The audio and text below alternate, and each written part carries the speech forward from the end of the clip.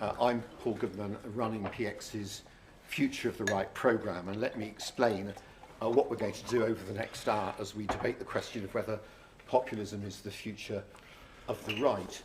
We've got a first-rate panel, each of whom will put their case or view for about 5 minutes, and then we will open up for discussion.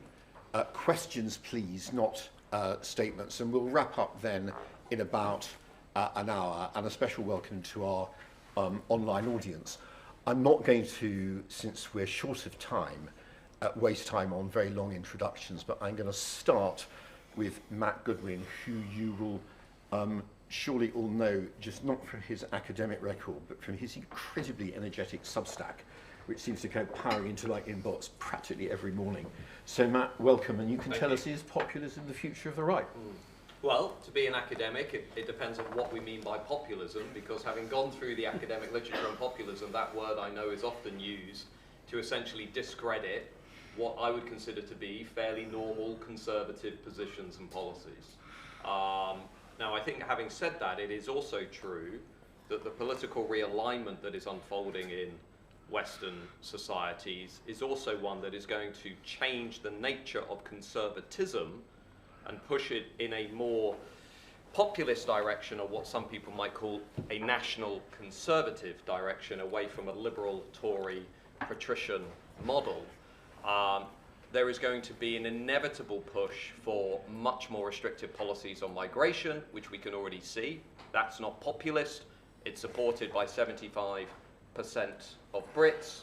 There'll be a big push for a reassertion of territorial integrity and strong borders. That's not populist. That's the basic function of the state. If you cannot control the borders, you are not a serious country. And I think there will be a growing public appetite, particularly among conservative voters, to have a very different kind of state that is much more interventionist when it comes to cultural issues such as protecting our children from overt politicization and sexualization in the institutions, and ensuring that taxpayer-funded public institutions are not being used to undermine the social contract and the nation state. Because liberal conservatism, as we can see in everything reflected around us at the moment, has clearly lost a considerable degree of public support and sympathy. In fact, I would go further and say what we are currently witnessing as a consequence, I think, of a liberal brand of conservatism that entrenched and embedded much of the Blairite legacy in this country, is the beginning of the breakdown of the social contract in Britain, is how I see it. The willingness of voters, of citizens, to support the state, to buy into the state, to contribute to the collective pot, is now being rapidly eroded by the failure of our political parties to control the borders, prioritise tax-paying citizens, and push forward what we might call a principle of national preference, which is that the people from the national community should be prioritised, and we are not universal liberals who think actually everybody it should be given the same share of the pot. Now, that national conservatism is much more on side with the people, but I don't think any of its positions are populist in the sense of being duplicitous, misleading, somehow disingenuous.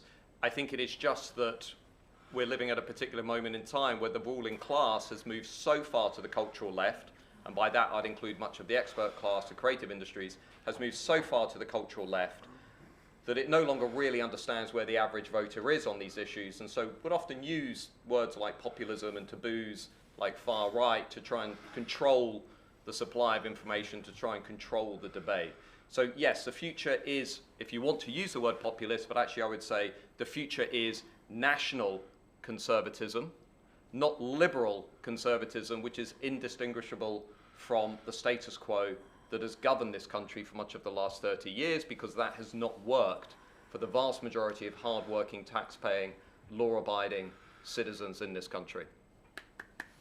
Matt, thank you very much. And now next, Meg Powell-Chandler, who has been a parliamentary candidate and is now director of the New Schools Network. Yes. Good afternoon. So I think, like Matt, I will start with definition, but I would also say that I think populism is ubiquitous across our political system already. I think it always has been. I think it always will be. I think it exists across all parties and all ideologies. I think with the Lib Dems, your elites are the water companies and the social media companies. I think with the Labour and the government, it's the super rich. And with the Conservatives, it's kind of more recently being the activist lawyers and overreaching human rights laws. And I think that some part comes back to our electoral system and how in First Past the Post we build broad coalitions of political parties. And I'd agree with Matt that I think the term populist has been misused to attempt to undermine arguments that are being made. I mean, I've been a government advisor in a number of departments over the years, and I remember when I was in DCMS and we did some changes around independence of BBC complaints, and we were accused of stoking culture wars. But I think that populism is always based on grievances that are real. It taps into real issues, immigration, inequality, identity, and they're not invented. That does reflect real anxieties, genuine frustrations, and often things which are long ignored problems. But I also think politicians fuel populism. Thinking about the triple lock, which has been part of debate recently, that started in 2010 as a measure to alleviate pensioner poverty, and it is now, because politicians have told pensioners that they have worked hard all of their life and they deserve this, it is now turned into an entitlement that is a political football, and any party that thinks, oh hang on, like the OBR said yesterday, it is financially unsustainable to continue given where our debt is, you are suddenly undermining pensioners and taking away something that they deserve as a political football. Similarly, in COVID, we spent vast amounts of public money, and at no time did we say that there is a bill that's going to come at the end of this, and it's we are going to have to pay for this in some way, and that helps to explain to a certain extent the financial situation that we're in. I also think certain slogans like "Stop the Boats." I was in Downing Street and part of a discussion with Boris Johnson where we'd said that we wouldn't use "Stop the Boats" because to stop the boats is implicitly impossible. Then a subsequent government chose to use that wording, and when I was a parliamentary candidate at the last election, unsuccessful, that was something that was quoted back on me at the doorstep, because voters are adults, they listen to what you say, and when you don't deliver what you say you're going to do, they remind you that you previously said something. So I think, is populism the future of the right? Why are we asking this question now? Obviously, we have seen the rise of reform, and there is a lot of public anger out there, and that anger is real. There's a lot of disillusionment with politics, and I'm a big believer in Newton's third law in politics. Every action will have its equal and opposite reaction, and I think that is what we are seeing in reaction to what has been happening. But most importantly, and I think Luke's outfit has done some polling that showed this, but they're not the only ones, people aren't optimistic about the future. And I think that when people don't think things are going to get better, then the kind of us and them tactics become slightly more successful. Now, I think that people, as I say, people are legitimately annoyed. There has always been a group of people that are concerned about immigration. That has increased, and it is now a mainstream issue. People will turn on the news and see countless bureaucratic problems like back tunnels and fish discos. And then the lived experience. I mean, has anyone had a kid that's tried to get a driving test recently? Things like basic parts of the state not working. That is a frustration that people then reflect on the way they think politically. But, and I'm an optimist always, there are good things as well. And I think, the difficulty with doom loops is that you get stuck in them and you don't pull out the things which are good. And we are living longer than ever before. The opportunity that technology and innovation open up to young people now, I think of the opportunities that my kids are going to have versus the opportunities I had when I was younger, and they are worlds apart. And I think at the heart of when we talk about populism, there is this paradox which comes down to European levels of public service with American levels of tax. And that is all very well, but when you get into government, you have to make decisions, and there are trade-offs that you have to have. So populism and kind of like making the argument that this elite is wrong or that elite is wrong, when you get into government, you have to realise that there are trade-offs. Once you are in power, you are the establishment, so you can no longer blame the establishment for all of your woes. And I think what this means for the future of the right is that we have to relearn, because we have done it before, how to bridge the gap between rhetorical populism and realistic practical government. I think we have to learn from populism. We have to understand their tactics, which is, speaking plainly, listening carefully, and taking people's grievance seriously. And I think that you can look back over the last, 20, 30 years, and that has not necessarily been the case. But at the same time, we cannot deny the complexities of governing in a modern state. We should channel the populist energy into reform that are popular, but also change communities and focus on outcomes. So our path forward would be strong leadership, which is willing to both take the difficult decisions, but place them in a vision for the future. This is not just aimed actually at party political leaders, it's aimed at everyone in politics and all leaders across society. You have to be fair with people when it comes to trade-offs. As I said, knocking on doors whilst unsuccessfully running for election, people are adults. They understand trade-offs. If you present them in such a way, if you promise them pipe dreams, they will take you at your word at pipe dreams. And I think that if the right is able to do that, if they're able to show that leadership, that vision for the future, but on the understanding of actually how complex government is and the problems that we face today are, then we can begin to rebuild support. Thank you. Just next is Luke Tryl, who, after all, looks at all this stuff for a living, and so can give you kind of pollster and analyst's view. So, Luke, is populism the future of the right? Well, maybe a little bit, but not too much is the scientific answer, I think.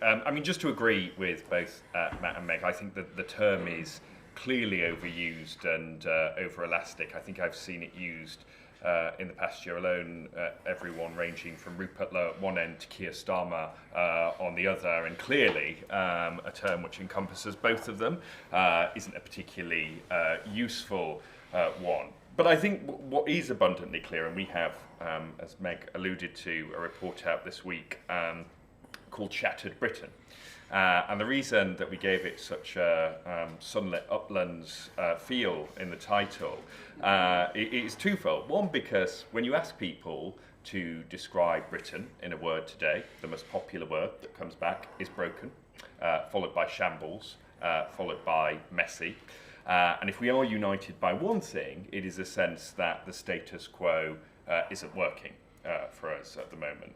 The other reason we called it Shattered Britain was to use the British meaning of shattered, which is also that people are just exhausted, that life feels too hard for too many people, that I speak to people in focus groups all the time who tell me, all of the joy has been sapped out of life. And we went to Wycombe the day after Reform won the by-election to speak to voters about why they had switched from Labour to Reform in that case. And there was a woman who summed it up for me, and she said, in my late 50s, I thought I'd be winding down. I'm still working shifts. I'm not living, I'm just surviving. And her experience goes across the board. So clearly, if we're talking about populism in terms of the need to drastically change the status quo, there is a lot of appetite for that. Business as usual politics, I think, isn't going to provide all of the answers. But here's then where it gets tricky if you look at the data, because whilst the public are reasonably united that Britain needs change, I'm not going to say Britain needs reform, because that will be used as a slogan, Britain needs change, they disagree about how to get it. And one of the most profound fault lines in British politics at the moment is not necessarily the sort of traditional left and right one. The one that we find in this report is between those who think that you can change Britain through preserving and improving our institutions. That's about 60% of the public, just over. And those who respond to the other side of that question, which is, when I think about our institutions, I can't help but think, let them all burn. And that is a clear dividing line. The other dividing line that we identify in the report, and it goes to what Meg was just talking about, is between those who think that our problems have simple solutions. I think that's just over half in the polling, and those that think they're complex and requiring experts. And that, to me, again, is a much more profound dividing line in terms of where we are at the moment. And also, and it links, I think, those two fault lines, those who are much more willing to say, we need to roll the dice. And I think when you look at what is driving the breakaway from the mainstream, let's not call it populism, the breakaway from the traditional mainstream, it is very certainly being fueled by lots of people saying, and we've asked this, we asked people, are reforms policies on the economy a risk? By 2 to 1, people agree. You then ask them, can they be any worse than what we've got at the moment? And it's 50-50, right? And that is the prevailing attitude you have at the moment, is people saying, I'm desperate to take, I'm desperate for something new, I'm willing to take a risk. But, and this is where I'm kind of, I think Matt and Meg were very good at sticking to the sort of high-minded social good points. I'm going to bring it down to grubby electoral politics for a minute. The difficulty of running on a burn it all down platform is that, as I say, so I think it's 38% who think it's a sizable chunk. But of course, not all of that 38% are people who are on the right who want to burn it all down. In fact, it unites one of our most sort of more right-leaning segments with one of our more left-leaning segments. The other groups that parties need to reach, particularly parties of the right, are much more risk-averse. So one of the groups, we call them rooted patriots, very sceptical on migration, concerned that their communities have been left behind, the people Boris Johnson was trying to speak to. They have the lowest risk appetite. They don't want to throw the playing board up in the air. So you've got to find a way. The prize in British politics has always been for building big and broad-based coalitions, and that's the risk of veering too far in one direction. I just say, just to finish on this, that there is sometimes an assumption that we can look across the pond and just import wholesale a kind of Trumpianism there. Well, Trump in the UK at the inauguration in our polling had an approval of -40, but he was above water with Reform voters. That's now dropped, I think, to around -53, and he's now even underwater with Reform voters. Right? So the Trumpian style rhetoric does not land in the UK. In the UK, we have a very broad-based consensus in favour of Ukraine and supporting Ukraine. It's around 70%. Trust in scientists in the UK spans all of our segments. So whilst I think, this is why I say I think we need an element of populism to address those deep-seated problems and business as usual won't work, the idea we can import wholesale something else onto the UK isn't going to wash with Brits. I'll stop there for now. Thank you. And next, Roger Bootle of Policy Exchange and Capital Economics, who I'd hope would give a bit of chill economic reality amidst all the political theory. Anyway, Roger. Thanks very much. Well, I'm going to start also with something to do with definition. What is populism about? It seems to me to be about a set of widely held beliefs which the elites don't approve of. And the fact of the matter is that, of course, it spans areas other than economics. I'm going to come to economics in a moment. But with regard to the big set of beliefs, with regard to immigration, crime, multiculturalism, the fact of the matter is the public's been right and the elites have been wrong. Now, when it comes to economics, I think things are a little bit more complicated. It's certainly not true that the elites have got things right. They haven't. A history of failure, I would say, from all the major political parties on economic policy making. The policy makers have therefore failed this country and its people. A very, very low rate of growth, rooted in appalling productivity numbers, translating into a low cost of living. I think one of the greatest failures of all is in the housing market. And this is directly connected with policy, a malfunction of policy. That's to say, allowing mass immigration, but not allowing mass house building. With the result that we have incredibly expensive housing, whether it's own occupation or renting. That's a direct failure of policy. And then, of course, high rates of tax, so that whatever you manage to earn, scrape together in this world, a large part of it goes elsewhere. You don't have control of it. So, a history of failure. There is, however, I think, a real important dichotomy, an intellectual dichotomy, going on now in the right, the leaders of the right, about what should be done about this. That's to say, there are still quite a few people, and there are even remnants of this, believe it or not, in reform, but certainly in the Conservative Party, who believe in something like the Thatcherite set of beliefs to do with free markets, individualism, low tax, low government, and so on. And that's doing battle with a movement that believes in much more interventionism, government economic strategy, nationalisation, would you believe it? And we don't know how those are winning out. Now, I think it's quite interesting to see what the populist take is on those sorts of questions. And I'm not sure I know the answer. It'd be interesting to hear what the opinion polls say. My fear is that although the populists, I think, have got things right on so many of the non-economic issues, I think their instincts on economic issues, on the whole, are wrong. That's to say, tax. I think quite a lot of people would quite like the wealthy to be taxed until the pips squeak, as long as it's not them, of course, and aren't conscious or bothered about what the consequences might be. Most importantly, protection, trade protection. It's popular, if not populist, and there's a sound reason for that, that the industries that are, or the firms that are protected have a concentrated gain, and the losses are spread very thinly around the country, so a lot of people will support. The case for free trade is difficult to put, actually. I mean, once you've got it, it's pretty plain, but it's much easier to believe, I think, in protection. Welfare, that's more nuanced, because under Cameron and Osborne, one of the most popular policies they put in place was the restriction of welfare benefits. A certain section of the population who wants there to be a tough welfare regime.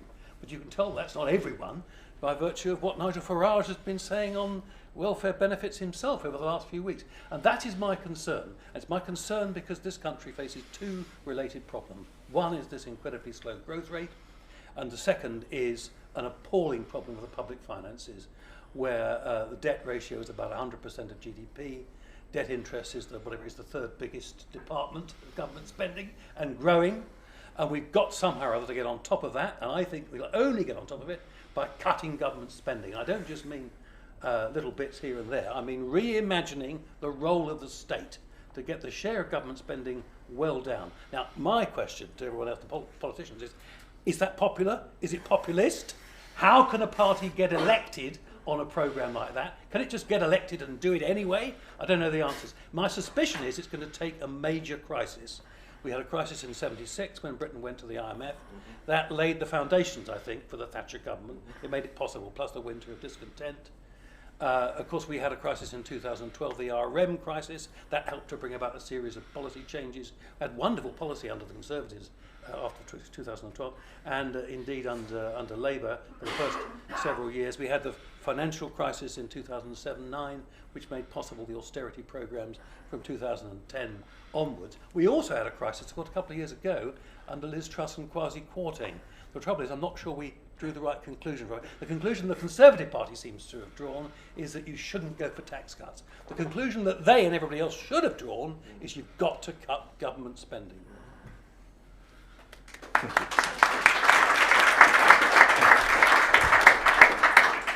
Let's have some questions.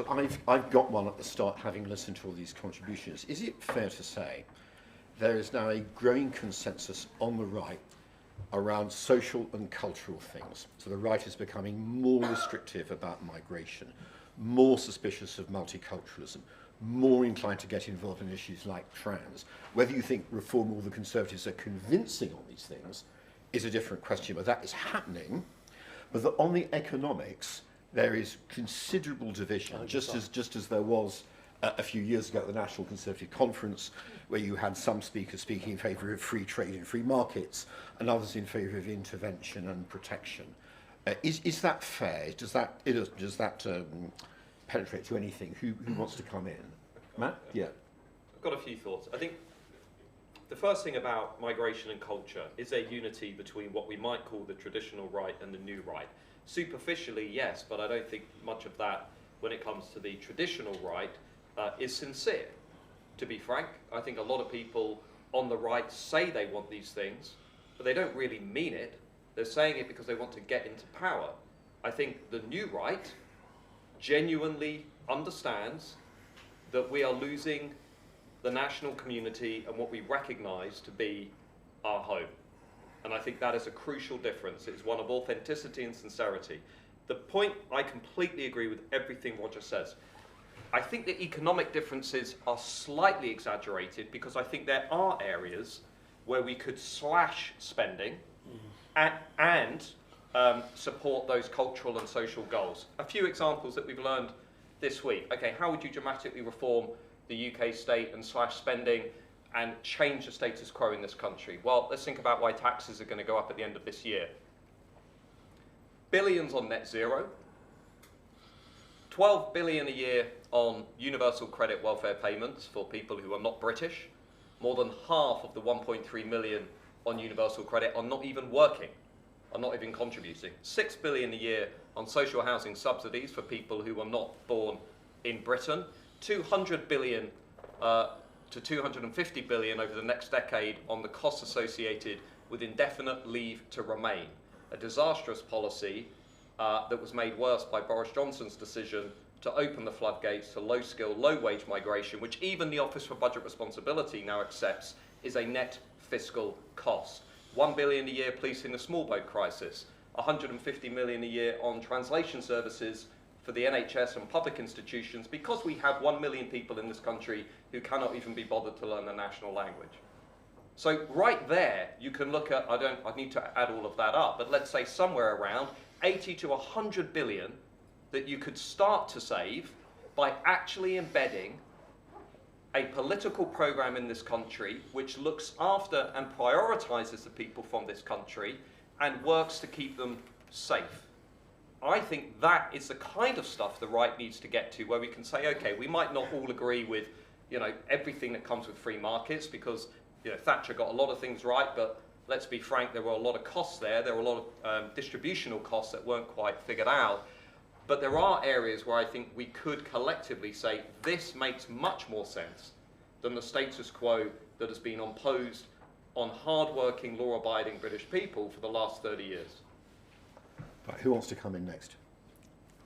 I was just going to respond to, I think everybody takes what they want from a crisis. So, like, pointing to Roger's thing about the Liz Truss crisis, I remember thinking, well, that's what comes when you don't roll the pitch, that's what comes when you don't talk to the banks, that's what comes when you don't actually, use the way that government is set up to try and achieve your aims. And that kind of goes back to my point about government is quite hard, we've seen it over in the States with Doge and, the trillion ambition. But then when, you make clear that welfare can't be touched and you make clear that something else can't be touched, it goes down into that much smaller outcome because, grand statements of change that you want to do, when they hit the actual reality with the way that things have gone on the ground, then I think what you really need, and where I come down in my remarks to strong leadership, is you need a vision for the future. Like, if you're just in government dealing with crisis after crisis, you respond to the crisis in front of you. If you actually know the Britain you want to create, if you have that vision, if you're able to sell it to people, then you're able to sell whatever your economic kind of plan is, and your cultural, social plan, in a way that kind of fits with a story, fits with an idea. And I kind of think that's slightly what we've been missing recently. Like, you think back to what part of government went well for the Conservatives from 2010 onwards. It's the part that I'm still involved in, education. Often that is the thing that is quoted back at you. And most of that comes down to the fact that Michael Gove went in on day one with a plan. He knew what he wanted to do. He had a vision for the system that he wanted. Part of it was actually setting some things, burning some things, letting 1,000 flowers bloom. And it wasn't perfect. But the outcome of it has been higher educational standards in this country, thanks to those reforms and the hard work of teachers, right? But how many other parts did you see, plans for what the future should be? And I think that was what was lacking. And then when we changed Prime Minister mid-government, there was no time to come up with the vision they wanted to have. And that's what we've got to spend time in opposition doing, which is thinking about the vision that you want for the country based in a way that is popular, which is listening to the concerns that people have on the ground. But the people told you what that vision was. They gave the political class a clear sense of what their vision was in 2016.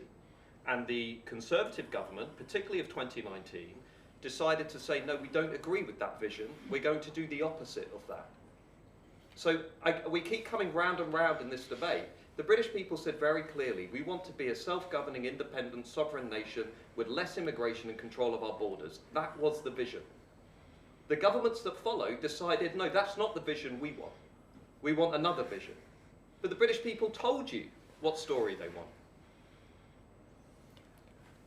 So, I mean, I would to an extent agree with that and to an extent disagree with that, right? Which, I think the Brexit vote, again, people project onto it often what they want to see. For some people, it was Singapore on Thames. For other people, 5%. For other people, it was kind of proper investment and levelling up in certain regions which they had felt have been left behind for a long time. And I think that partly the what felt like a little bit of an exit from the stage after the referendum, where the space suddenly got filled with second referendum, Brexit light, hard Brexit, soft Brexit, kind of meant that melee, they're not kind of excusing it by any stretch of the imagination, but it meant that like in the melee, kind of problems sorted out. And I think part of the difficulty with untangling yourself from things is it's hard and complicated. The trade deals were difficult. The withdrawal agreement was difficult. It was a kind of people growing together through regulation over a course of decades. It wasn't easy. But I think that your point about the vision, what people want to see. Let's work on that. Let's keep going. Let's create the policies and gain the support for them going forward. Right, Luke. Yep. Yeah. So look, I mean, I think there is, just to sort of build on that, there is clearly a consensus on the right on the direction on some of these social and cultural issues. So, 2/3 of the public say that they want to lower overall migration levels. Even more think that we need to make a priority of stopping channel crossings.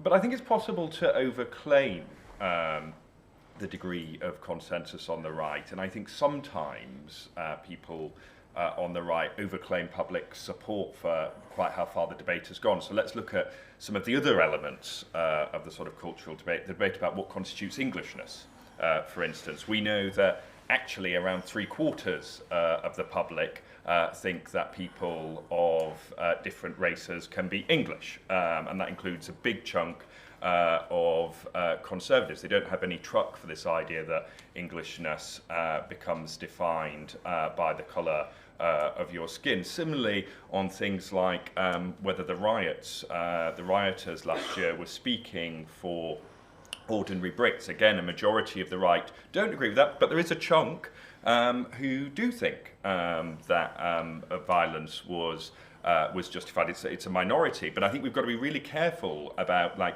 is a minority advocating what are starting to border on anti-democratic, let's not call them populist if we don't use that, use anti-democratic norms and separate that. So I think you can overplay this degree of consensus. There are those people who think we've got into a sensible place on debates on the right, who think we've got into a better place on debates around gender identity now, but who would have no truck with those who would go out of their way to be actively cruel to people who are trans. So we've got to be careful about not assuming that the full spectrum has now shifted entirely that way. Actually, most of the public remain, I tend to call the British public common sense. They believe in fair play. They believe in decency. They believe in compassion. They don't believe in people taking the piss. And they think that too often that happens. And then just to come back to the economics, what was the best day of this Labour government so far?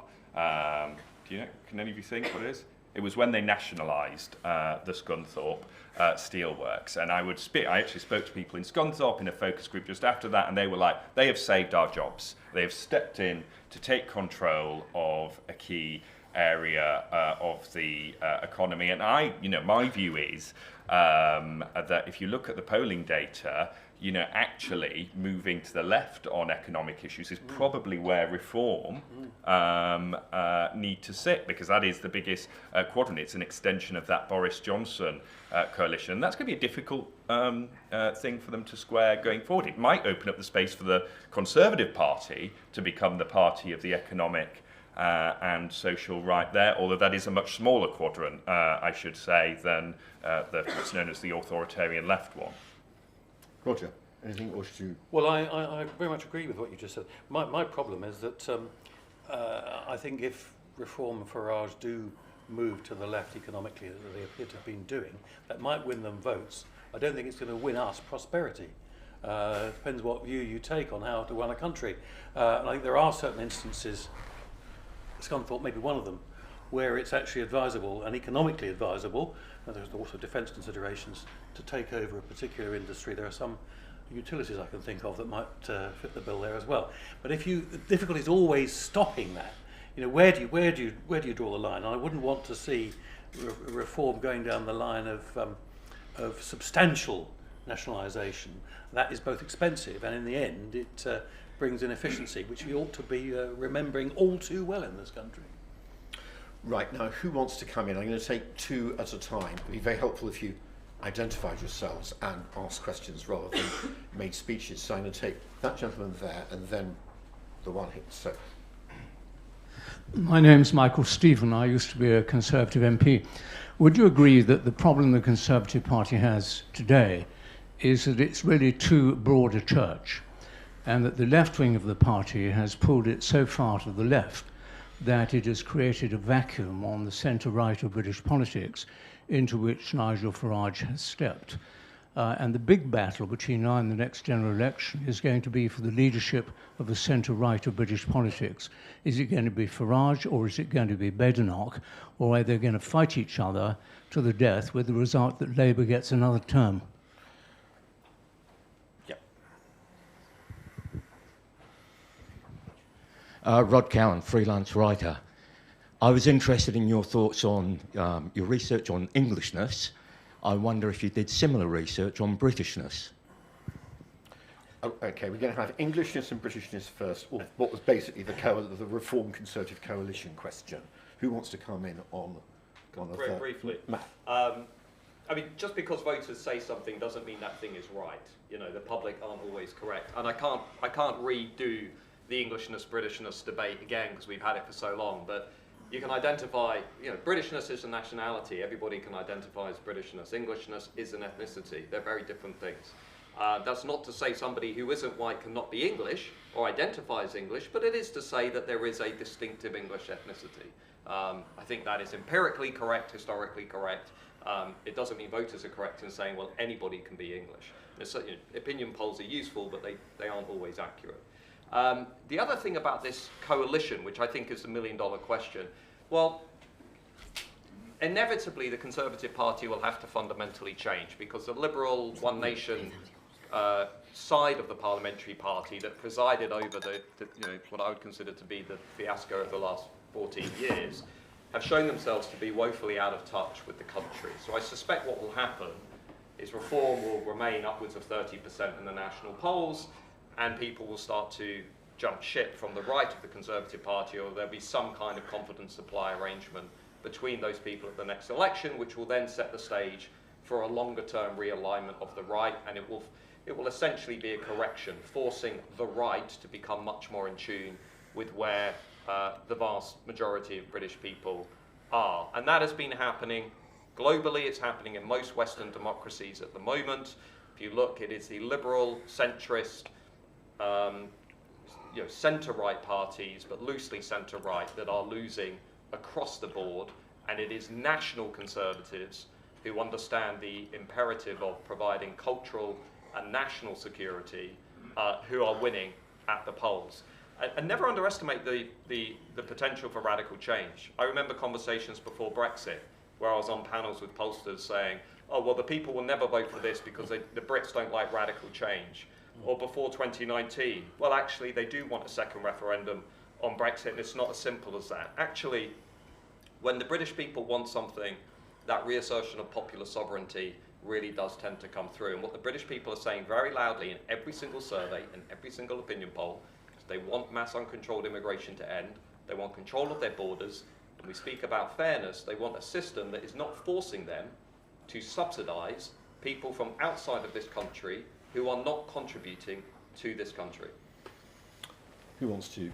And look, and I think that point about, we haven't touched on it much in this debate, I think that point about contribution really is important, because I think there is, and I think that extends right across British politics, there is a sense that contribution isn't rewarded, that people who work hard, who play by the rules from a range of different backgrounds don't get the respect that they deserve. And you talk to people in focus groups, and they will say, I think it is really unfair that my children can't get on the housing ladder, that, that antisocial behaviour isn't being tackled, that doing the right thing isn't rewarded. I actually think it's why that Robert Jenrick Fair Evasion video was so powerful. But they will also say, you talk about issues like migration. We want levels of migration to come down. We definitely want channel crossings to stop, because it's unfair, it's breaking the rules. But also I'm very grateful for people that come in and support the NHS, and that is important. Now, that doesn't mean that people don't think we should be training more doctors here, but there is a bit of a balance to that. And look, I agree with Matt.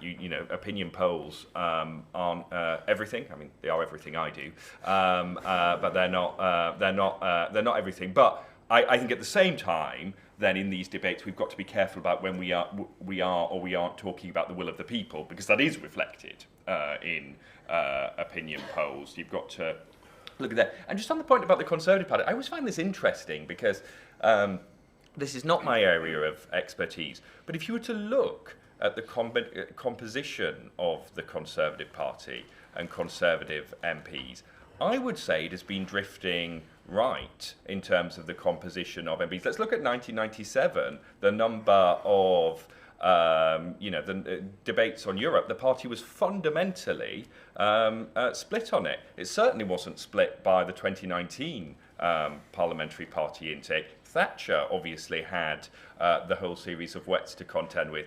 Actually, since Cameron onwards, the composition of the party has moved to the right. So I'm not quite sure that's the problem here.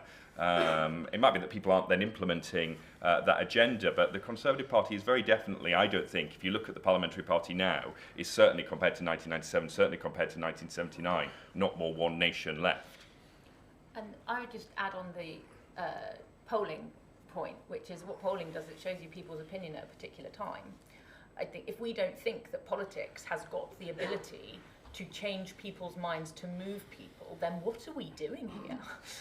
That is, again, where it comes down to leadership. We've got to be able to sell a vision and move people from necessarily their gut reaction to something to actually to a place where, if we can't do that, then we may as well go home. And I think the other thing I'd just say from the back of, my door knocking experience, the thing that was thrown back at me a lot was, are there 5 tribes? Are there 6 tribes of the Tories? If you don't even like each other, why the hell should I vote for you?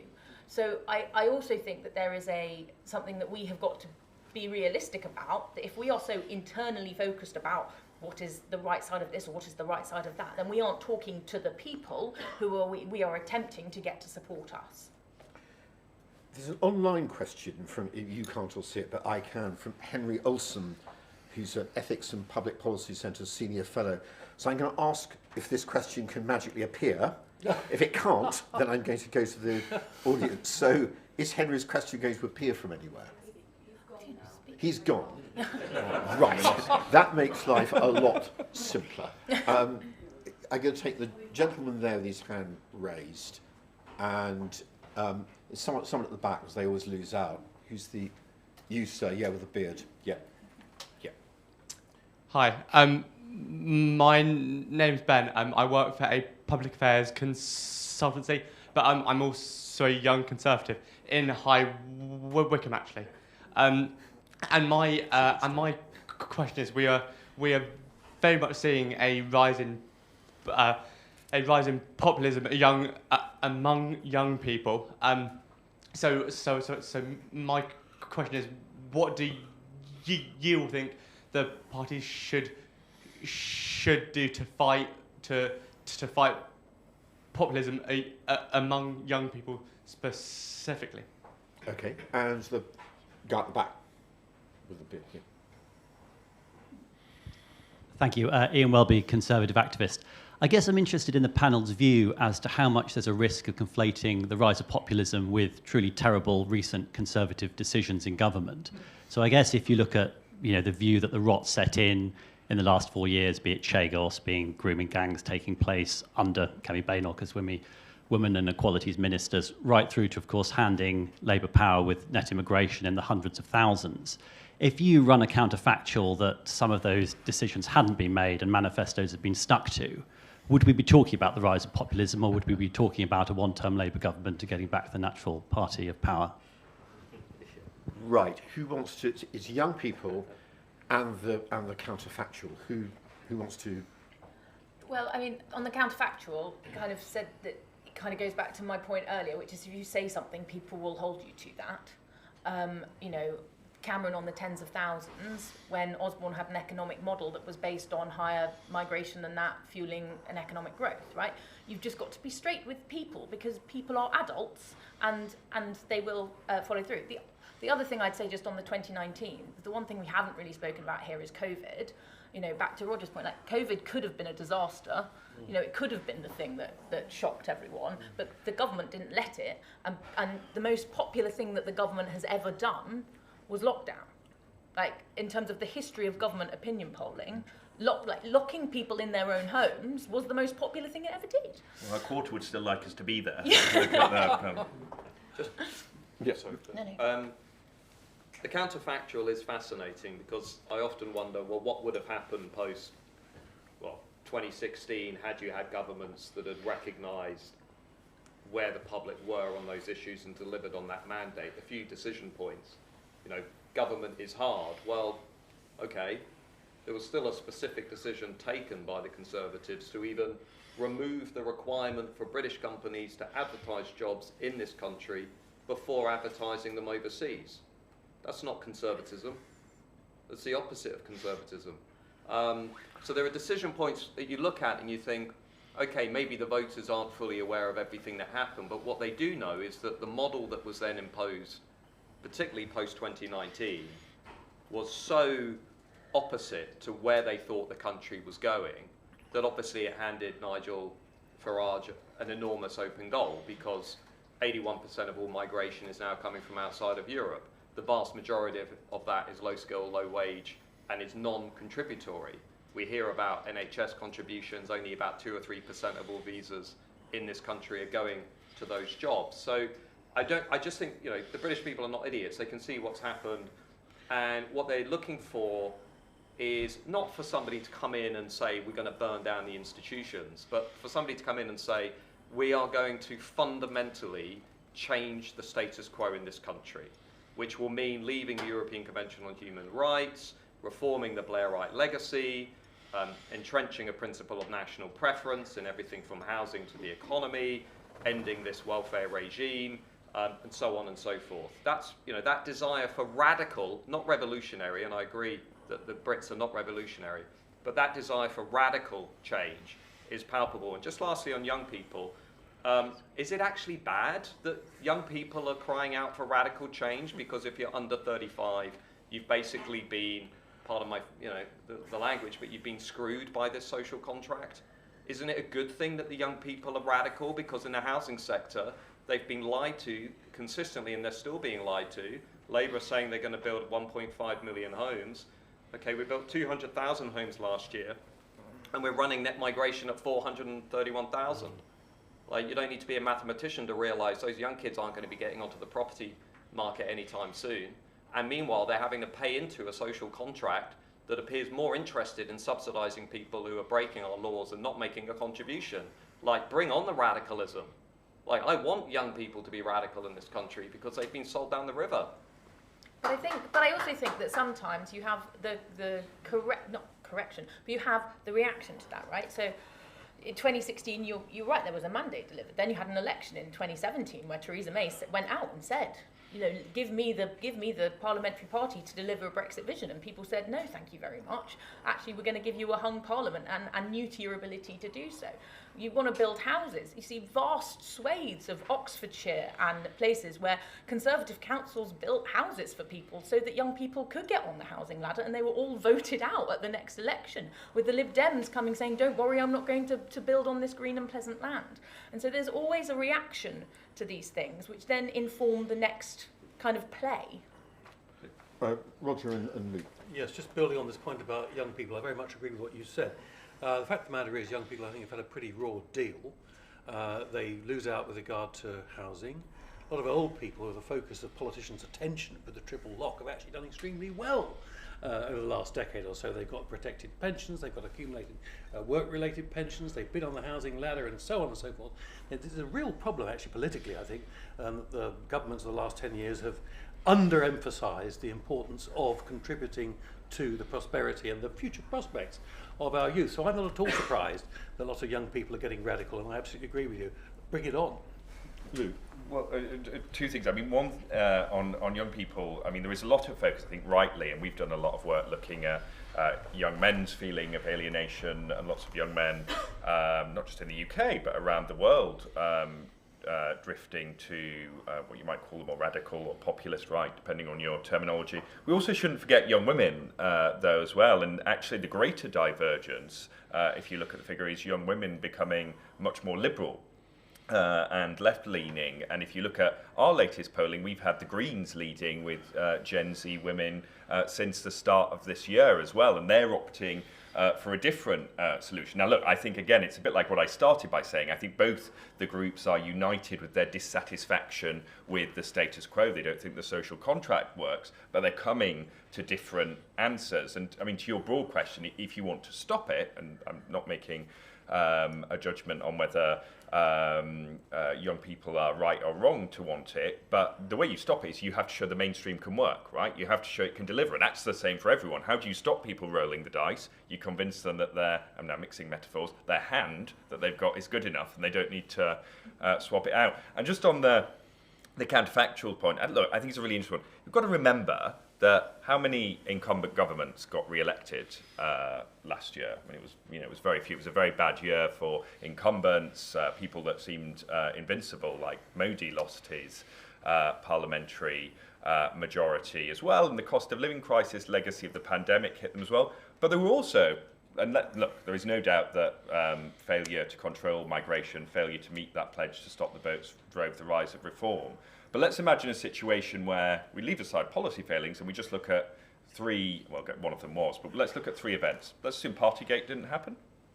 Let's assume that the mini-budget didn't happen, and let's assume that Rishi Sunak doesn't leave the Normandy beaches earlier, which people laugh at, but that was the moment during the campaign when I was talking to people in focus groups, people, I can see Matt in the front, in seats like Matt's, who were Conservative voters who basically would have gone back to the polls. You could see they were really annoyed, but they were going to go and vote. And that was the moment when they said, nah, I'm staying at home. That was one of them. Partygate moved particularly a lot of voters to Labour, and that con to Labour switches like that as the moment. The mini-budget actually drove some of those Lib Dem switches. Those people were like, well, I vote for the Tories because they keep the economy stable. It's the top reason I vote for them. I'm going elsewhere. And then you've got migration driving some people's problems. So I think, look, there are, to use a popular culture example, there are lots of sliding doors moments, right?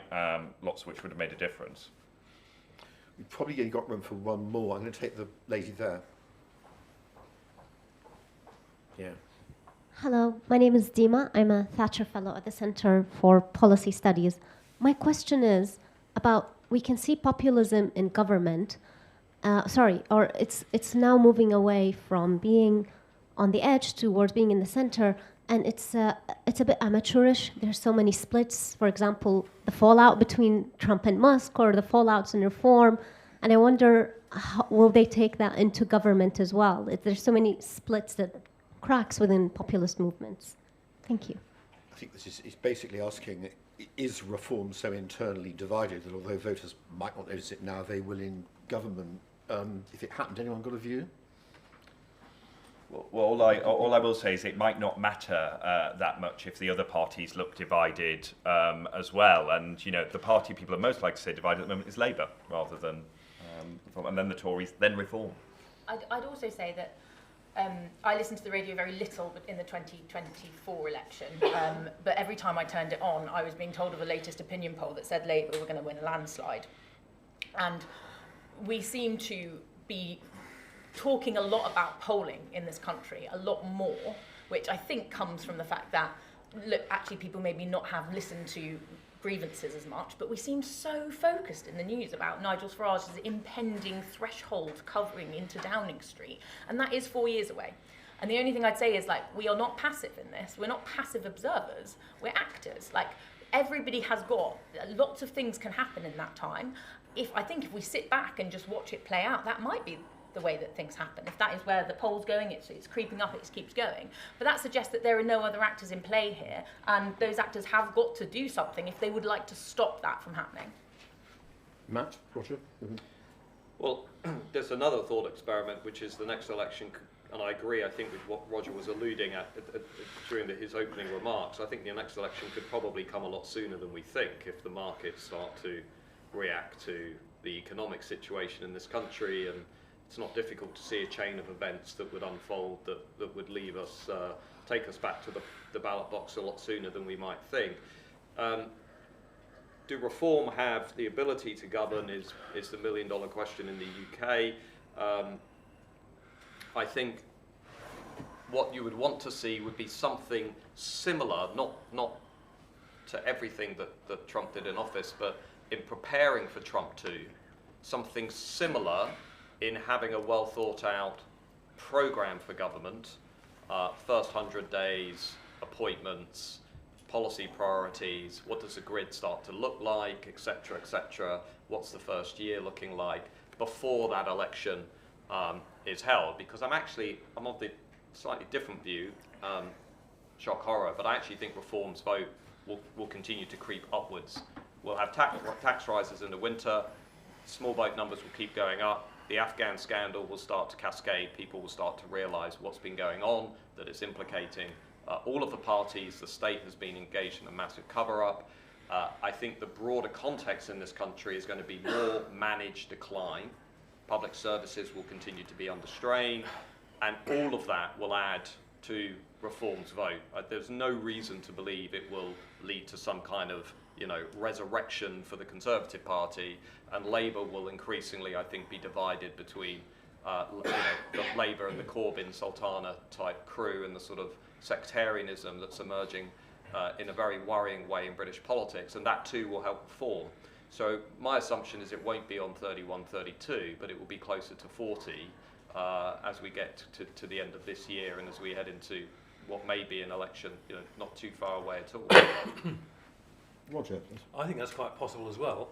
I just hope that if that does happen, that Nigel and the people around him don't forget the importance of having the policy programme in place as you've described.